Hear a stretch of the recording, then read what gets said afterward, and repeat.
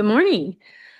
Would like to call the South Sound 911 Board of Directors meeting of June 18th, 2025 to order. Will the clerk please call the roll? Board Member Bushnell, Excused. Board Member Casebolt, Board Member Denson, Excused. and Board Member Holm, Excused. Board Member Holsey, Board Member Hubler, Board Member Lauricella, alternate lane for Board Member Mello, Here. Board Member Rumbaugh, Vice Chair McGilligan, Here. and Chair Dorr. Thank you. Next is public comment. Did we receive any written public comment prior to the meeting? No public comment has been received. Okay, and did anybody sign up for public comment today? None today. All right, we will move on from public comment. Next is approval of the agenda. Vice Chair, So motion. move to approve the agenda. Second. Moved and seconded that the agenda be approved as written. All those in favor, please signify by saying aye. Aye. Aye. Opposed? Agenda is approved. And next is consent agenda. Will the clerk please read the consent agenda? Item number 1, approval of the minutes of the May 21st, 2025 Board of Directors meeting. And item number 2, motion 2025-22 to authorize payment of the Motorola Astro annual maintenance and system upgrade agreement in an amount not to exceed $340,971.40 plus any applicable taxes. Thank you. Madam Chair, Yes. a motion to approve the consent agenda as presented. All those in favor, please signify by saying aye. Aye. Opposed? Consent agenda is approved. We are moving right along. Radio system provider update, and I see Director Keys here, so he's in the hot seat. Good morning, Daniel Keys, City of Tacoma, on behalf of your radio system owners, providing our monthly update.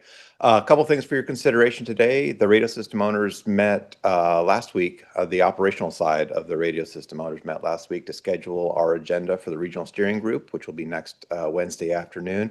We have a trio of operational topics around our capital investment replacement, device replacement, and integration of IP-related things such as ES-Chat and IoT radios. Just for consideration and policy guidance for operations as they develop this year, and then an open discussion around where the status of single system and other IP-related technologies is in our forecast and planning for the radio system.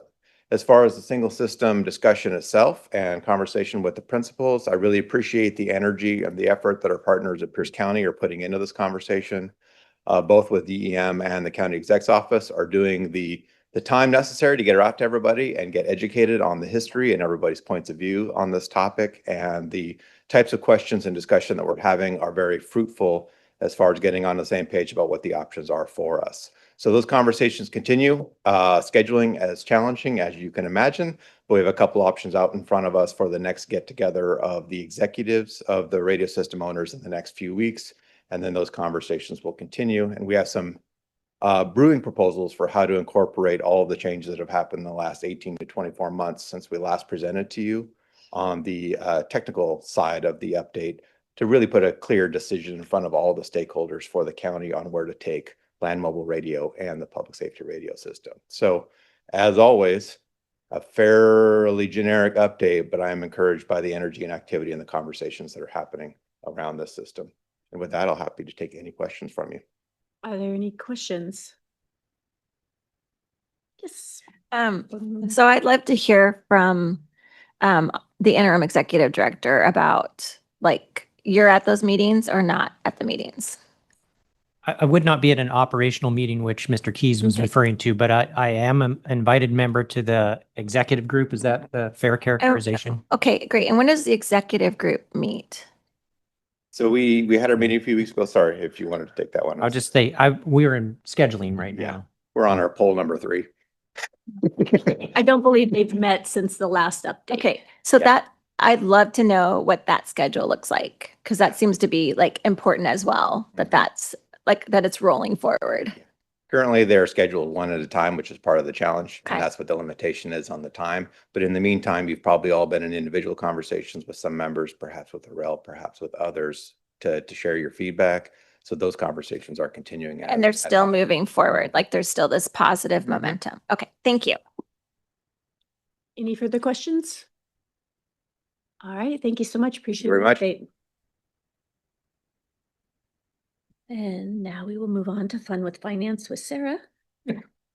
So excited to be here. I brought donuts. So just so you know, there are donuts over there and they're from Fusion Donuts. And I just want you to know the road's been closed right there because we're making it safer for people to cross. So getting there is like a challenge. So you should enjoy a donut because it was challenging to get the donuts. So, and they are in District 2, which is my district. So, okay. So I'm just going to go through the budget and I think I actually have a question on our budget because, okay, so when we met on June 2nd and we reviewed the staffing and budget assumptions for the budget coming up in 2026. And we discussed the current reserves, what that looks like, and proposed increases to the allocation reduction fund and capital reserve fund. And per financial policies from the 2024 excess fund balance. And then we talked about the 2026 reimbursement request, and that was from Pierce County Department of Emergency Management, DEM, for $1.5 million for 2026 to subsidize the radio users, the 700 users. And then it says here that the Public Safety Communications Operations Committee reviewed the request at their meeting in June. And I'd love to know more. I can't remember what their decision was. Are they going to talk today?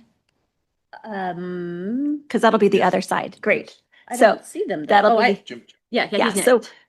that'll be important to hear from Chief Sharp. And then warrants allocation, the committee discussed a recommendation from the prior law enforcement support service allocation work group in regards to moving the assessment formula for warrants from number of commissioned officers to volume based. So that all sounds like it was not that exciting, but there's a lot in there. And so we will be seeing the budget come forward and be looking at that. Is that the next meeting? Yeah. So just so you know, that's the fun part, is that the budget is coming forward. So are there any questions? So it's so fun though when it has questions. All right, thank you. You're just so thorough. And just for the record, if you look on the floor around me, Sarah, there may have been a donut over here. Well, There was one right here. yes, there was. Okay, moving on. And where is Chief Sharp? He's hiding from me. Oh, there you are. All right, PSCOC update. Thank you. Thank you Chief. for that. No one ever says yay when I show up. That's great. Madam Chair, members of the board, quick update, or maybe not so quick, but an update from our June 5th meeting. It was noted that the meeting was going to be the last meeting for Police Chief Fisher, who's been a co-chair for a long time on the committee, as well as our technical service director here at South San Iowa, Tim Hanna, as they're both stepping aside and retiring and going on to better things. So the group acknowledged both of them for the hard work they put in. We wish them well. I know recruitment for the technical service director is ongoing right now. And then also Pete Fisher will be replaced as a co-chair moving forward with Chief Marecki. We did receive a presentation from DE Director R.L. Soleil regarding the reimbursement request of $1.5 million for the Pierce County radio system. As a matter of history for some of the newer board members, beginning in 2016, South San Iowa has provided the radio system owners with a subsidy to reduce subscriber fees to the end users. Pierce County's system covers a much larger geographical area and has significantly fewer users on the system. So their subscriber fees are higher than those on the Tacoma Puyallup system. Because of this difference, the amount provided to each radio owner was different, with Pierce County's portion being higher than what was being provided to the Tacoma Puyallup system.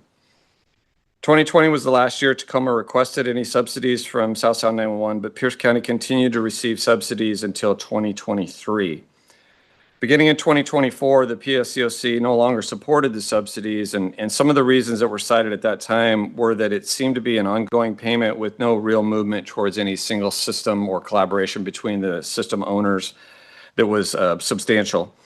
There was little transparency regarding the costs at that time, and the subsidies didn't provide good equity between South San Iowa agencies, as the funding only seemed to benefit those on the Pierce County radio system by reducing their subscriber fees, but there was no change on the Tacoma Puyallup system because there wasn't a subsidy. Just during our discussions at our last meeting, many of these same concerns were also brought forward. Additionally, there was some concern brought forward by subscribers of the Pierce County system who noted that the ongoing increases to their subscriber fees were not going to be sustainable, and they were struggling to keep the pace with those subscriber fees without the subsidies. Overall, the committee recognized the complexity of this decision and noted there was no easy and clear answers that could solve all the challenges created by the disparities of the two radio systems.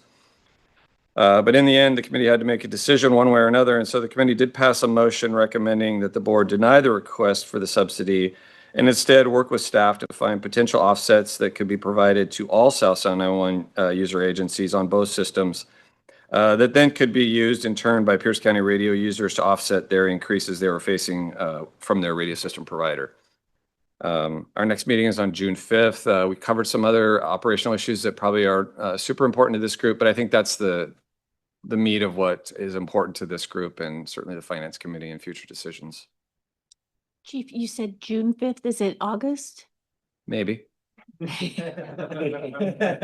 Just checking.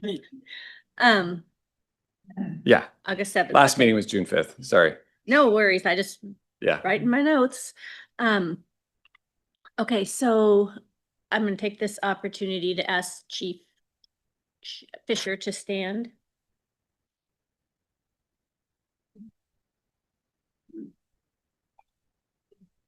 So Chief, I just want to express my gratitude to you for serving as the co-chair for PSCOC. I've really enjoyed the opportunity to work with you in the co-chairs meetings. Former Chair Hunter and I had a 45-minute or so discussion with, what was it, CPLs or something like that. So that was a rabbit hole, but he graciously allowed us to learn from him. But you have been such an asset to this agency. You've been an asset and a resource for me and the board. So I just really want to thank you so much and wish you well in your retirement. Thank you.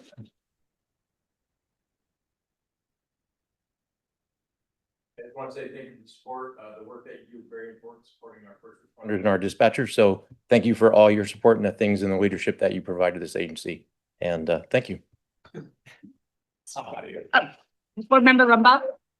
Yeah, he's running. Yeah, my question was for Chief Sharp. Sorry, Chief Fisher. I just want you to know, thank you. Thank you. So I guess, so we're denying this money and I think I want people to understand what area are we talking about when we talk about the 700 system? Because it's like, is it a small area? Is it the large area? And what is the discrepancy and what the users are paying and what they would need to pay? Okay, I'll try and answer as much of that as I can, and I don't have 100% of those details, but I will say, so in very general terms, the Pierce County radio system covers the entire county. And so by that, the largest user that would, cover that whole entire space would be Pierce County Sheriff. Aside from the Pierce County Sheriff, the systems are sort of divided between what I call sort of the metro core, sort of the center of the county, moving north to south, and that would be Tacoma's and Puyallups radio system would cover that, whereas the Pierce County radio system would cover all the outlying areas. So when you think of fire districts rather than the Pierce County Sheriff, you think of fire districts.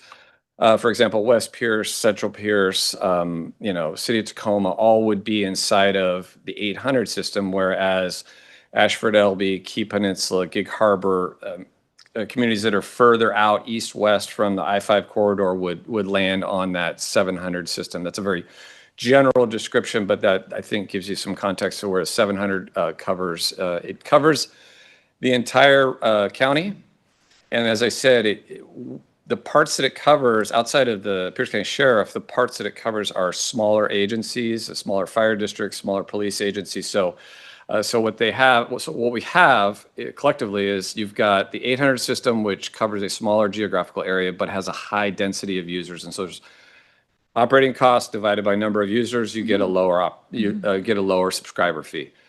Just the opposite for Pierce County. It's a large geographic area and it's got fewer subscribers on it. So when you do the math, their numbers are much higher. Now, I believe, and this is where I'm going to get I'm going to admit that I don't know the exact answer, but I believe generally speaking, the Tacoma radio system runs a little less than $50 a radio per month. 48 or something, right? That sounds like that, about yeah. right. Yeah. So just under $50 a month per radio on the Tacoma Puyallup system. And then the county system, I believe, and RL could probably correct me, I think it's around 140, 150, 110 per subscriber unit. Okay. Thank you. When we deny things, I just think it's good for the public to understand if anyone's listening or wants to go back and listen, why. So I appreciate all the information. Any other questions for Chief Sharp? All right, thanks, Chief. Appreciate your update. And for the board and the public, the PSCOC makes a recommendation. It next goes to Finance Committee for review and determination on to whether it goes into the budget or not. And Johnny on the spot, we have our IED, Kevin Yamamoto. Good morning, members of the board. Two items that I'll speak to you about this morning. The first is the traditional one, Heroes Wear Headsets, and then the second, I'll do a presentation on the Public Development Authority, which is the type of entity that this organization is. There are three incidents that I'll convey to you, and I would say this, the theme today is professionalism or grace under pressure. In the first Heroes Wear Headsets incident, Emily Eddy was the telecommunicator, and she took a highly charged call, 911 call from a frantic female in Fife, and she was calling, reporting that her boyfriend was extremely upset and was pointing a gun at her and threatening her. And so, of course, the police were engaged and responded. Sounds like the suspect had fled the scene, even though the police looked for the suspect for a couple hours. But then the investigation that ensued, the investigating police obtained the 911 call and reviewed that as part of the information available to them. And so I want to read to you what the officers had to say. The assistant chief reached out to one of the on-duty supervisors and expressed their appreciation and gave kudos for the manner in which Emily managed the call. Other officers listened and echoed the sentiment. They were genuinely impressed. Emily remained composed and in control during a very difficult event. Her clear communication, calm demeanor, and ability to stay focused under pressure truly stood out. Professionalism was the key word here. That theme, again, is reflected in this next Heroes Wear Headsets example, and this one is Allison Cobb. Allison is a telecommunicator and received a 911 call from a very upset caller about aggressive dogs and a neighbor, or pardon me, an issue with a neighbor and their aggressive dogs.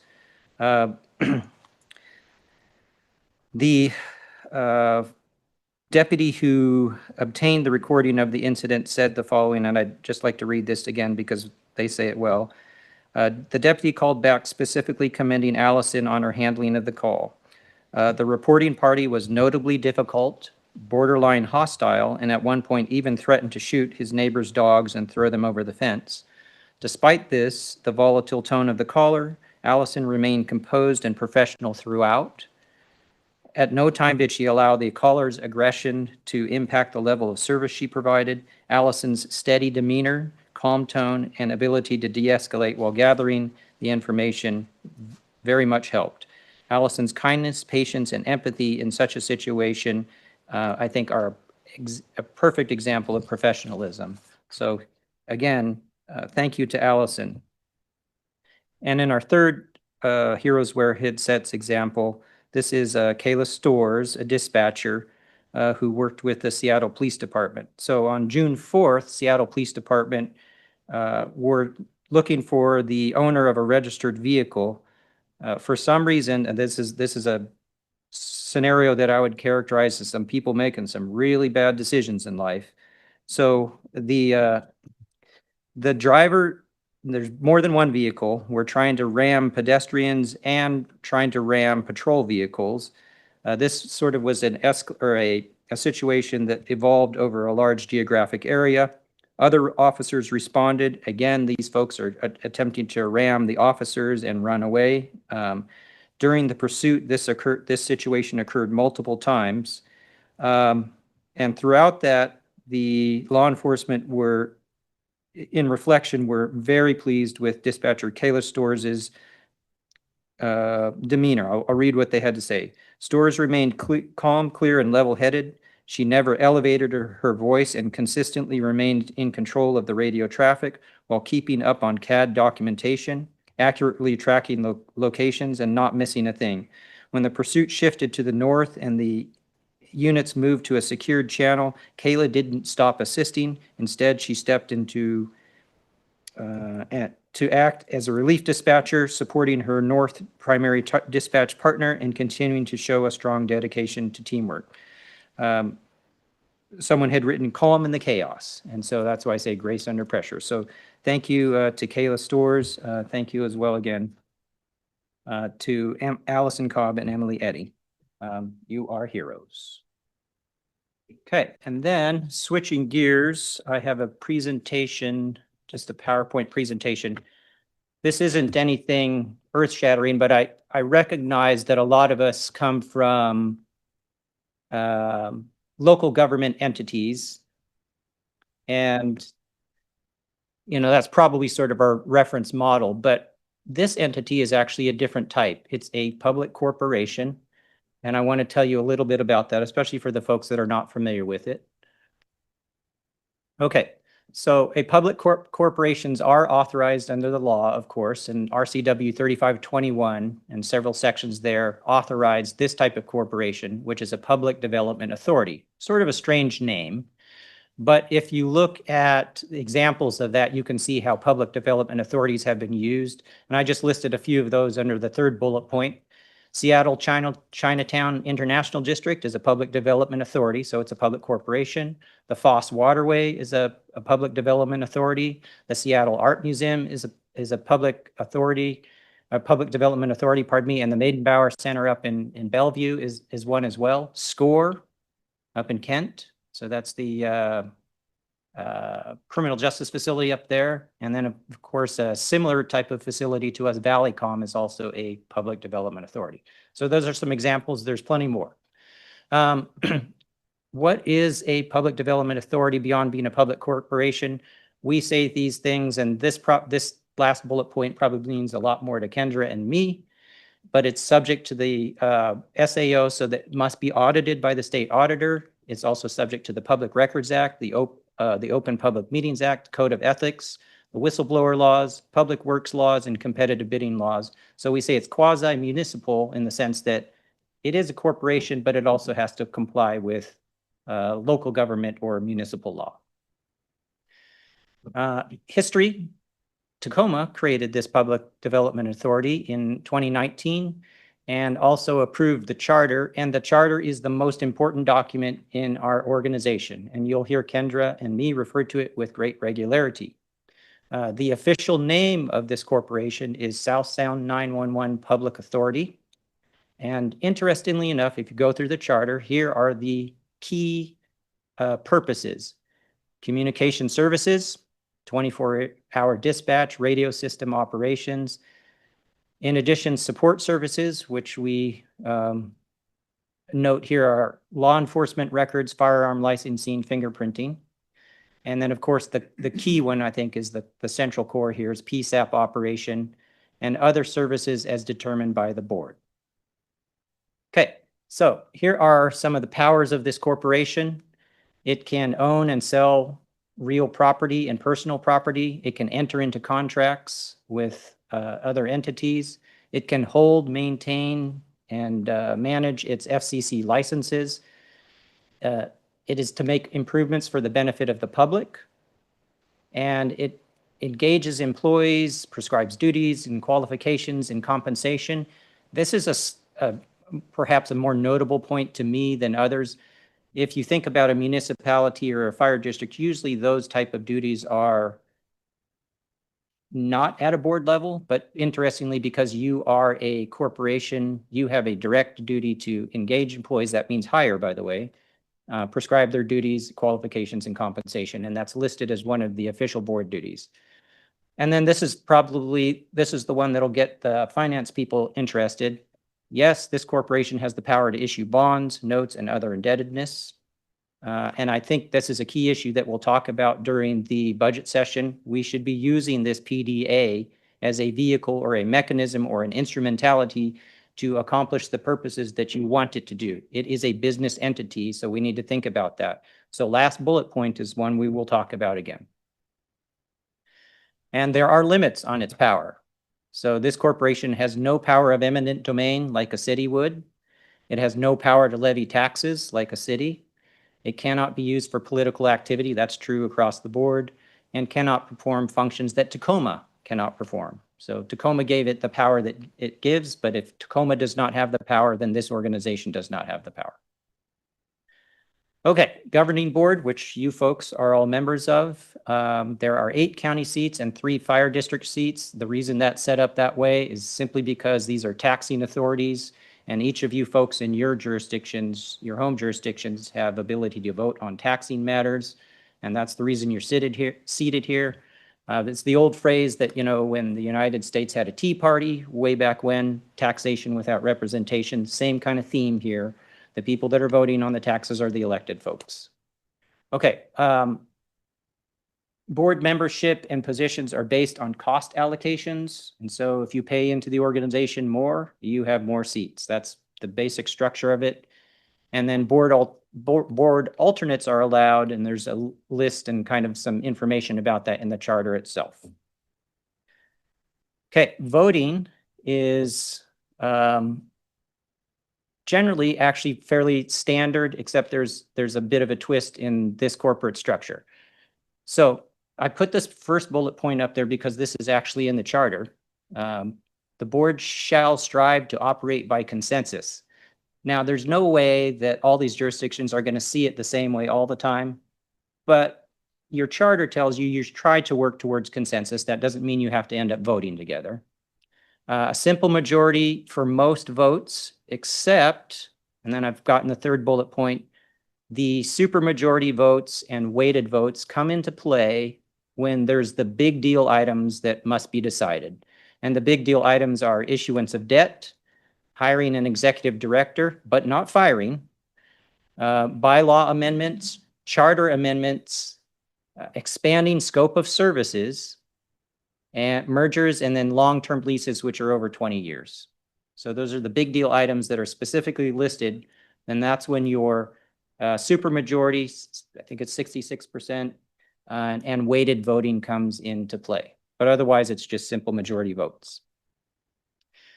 Then for your board officers, there's annual elections. There must be a chair and a chair, vice chair. And the board, if it so desires in its bylaws, can set up other officer positions. And then this is my favorite line in here because I tell Chair Dorr all the time that she has God powers. Subject to the control of the board, the chairperson shall have general supervision and control of the business affairs of South Sound 911.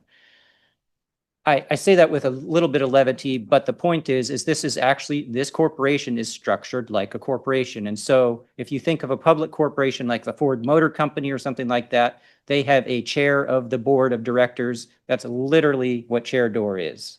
So you can see that it's structured just like a corporation. And typically in a public corporation, you have the chair who is the interface between the administration and the board of directors. Same structure here. All right. Any questions about any of that? This is a public development authority. It's a public corporation, and we should use it. Yep. I think I do. Supermajority is 7 members, or because one is, I think, hiring is 6, firing is 7.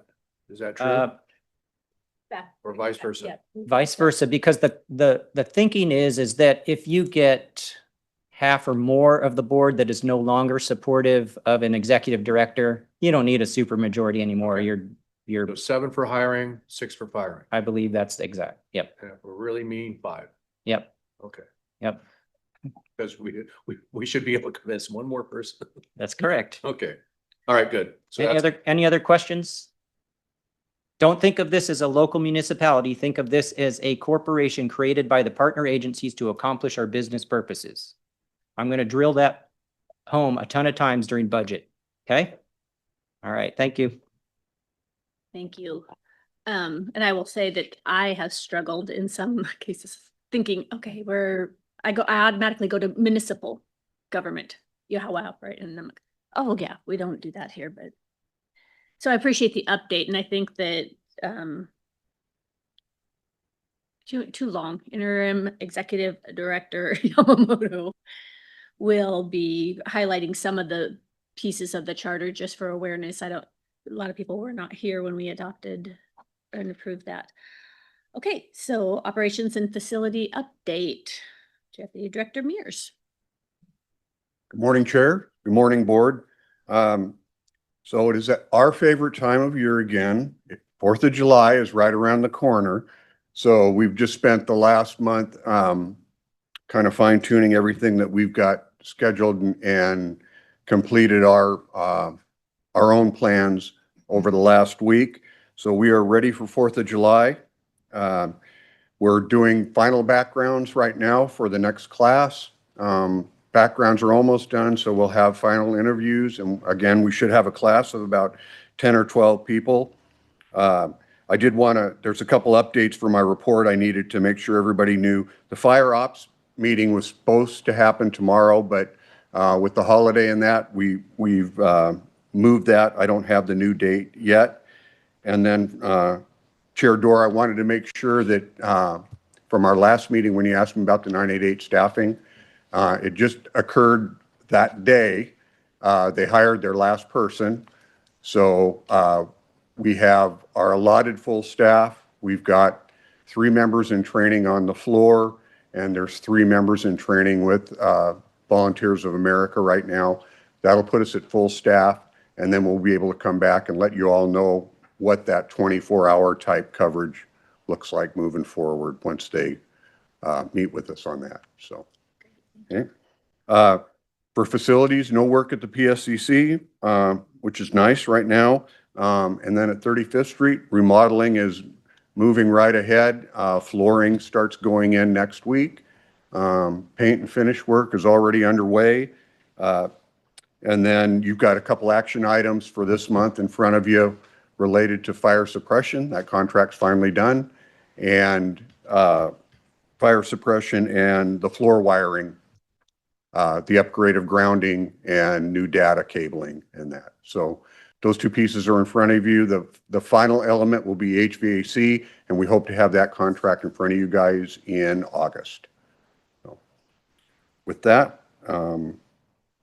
that's my report for this month. Any questions? All right, thanks so much. Appreciate it. Support Services update, Deputy Director Hamel. Thank you, Chair Dorr. Good morning, Board of Directors. My report begins on page 58 with a highlight of some of the recent community relations team activities there for your review. And then just a couple of updates this month. The 911 Program Office, we had several members of our management team attend the Washington State APCO NENA hosted summer forum, which was in Vancouver, Washington. Several of them participate on committees with that group.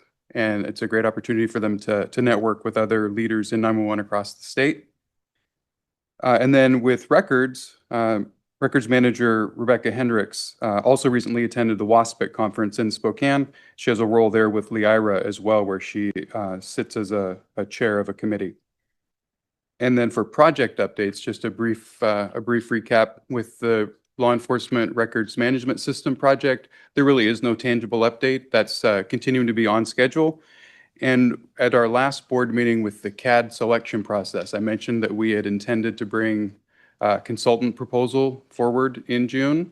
But as we reviewed the proposals that we received, we actually came to the conclusion that we need to narrow the scope and focus on the selection process, the initial RFI and vendor demonstrations for this year, and not commit to the large scope, soup to nuts, beginning to end of a major project until we have a little bit more information. So we're looking to narrow the scope, and we'll bring something back to the board for review.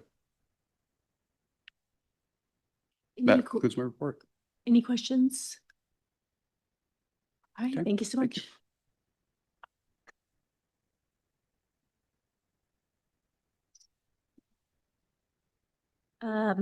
Just want to give you an update on the executive director search. Currently, there are 24 applicants.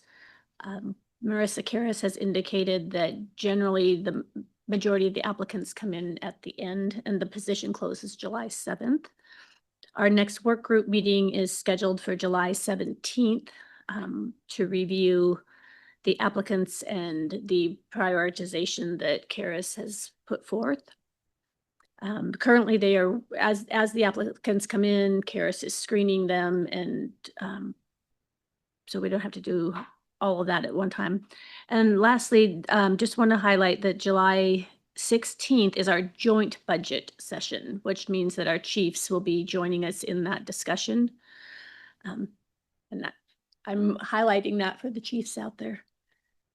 You are invited, and we hope you attend. So other than that, we will move on to action items. Will the clerk please read the first action item? Item number 1, motion 2025-23 to authorize approval of the purchase of a new fire suppression and control system for the 35th Street backup facility from Compass Fire Protection in an amount of $243,089 plus any applicable sales tax. Do we have a motion? Madam Chair, move. Moved and seconded that we approve motion 2025-23. All those in favor, please signify by saying aye. Aye. Opposed? Motion carries. And the second item, please. Item number 2, motion 2025-24 to authorize approval of the INSI Intra-Communications Network Systems Incorporated service contract for data infrastructure and communications floor wiring upgrades and replacement at the 35th Street backup facility in an amount not to exceed $84,161 plus any applicable tax. Chair, move motion 2025-24 as presented. Okay, moved and seconded. All those in favor, please signify by saying aye. Aye. All right. Opposed? Motion carries. Thank you. Next is other business and announcements. Does any of the board members have anything for the good of the order? All right. So, I'm going to call a brief recess until 9:45. That's a little bit longer, but 9:45 to clear the room and allow for the board to have a break, because at this time, the board of directors will be entering an executive session. The purpose of the executive session is to discuss with legal counsel representing the agency litigation or potential litigation to which the agency, the governing body, or a member acting in official capacity is or is likely to become a party when public knowledge regarding the discussion is likely to result in an adverse legal or financial consequence to the agency pursuant to RCW 42.30.1101I, and to evaluate the qualifications of an applicant for public employment pursuant to RCW 42.30.1101G. So we will have the executive session start at 9:45, and the anticipated time is 60 minutes. So and end at 10:45 unless further announcement of the presiding officer and potential action is expected. All right. So with that, we're adjourned until 9:45.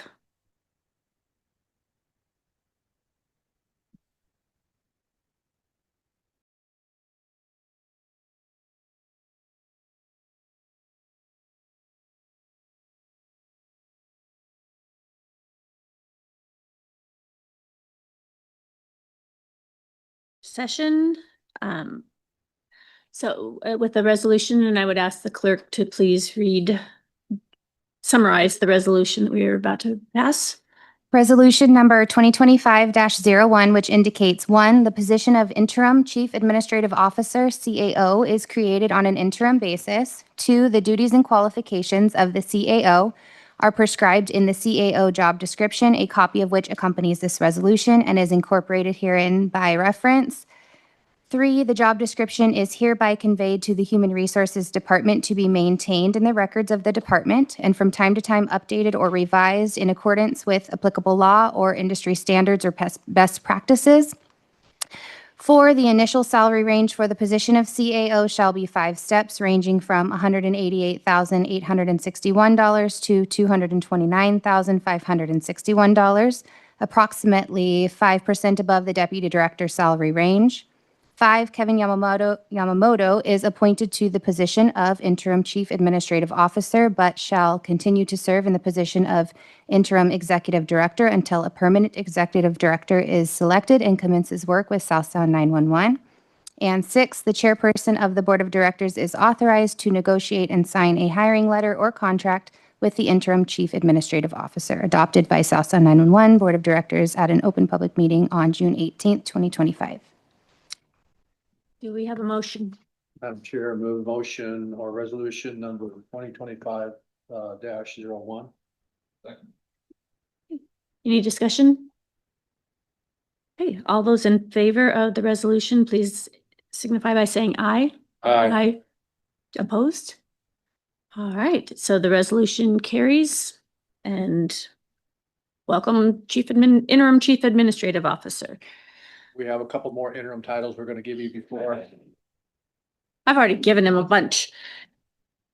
Okay, so with that, without any objection, we will stand adjourned.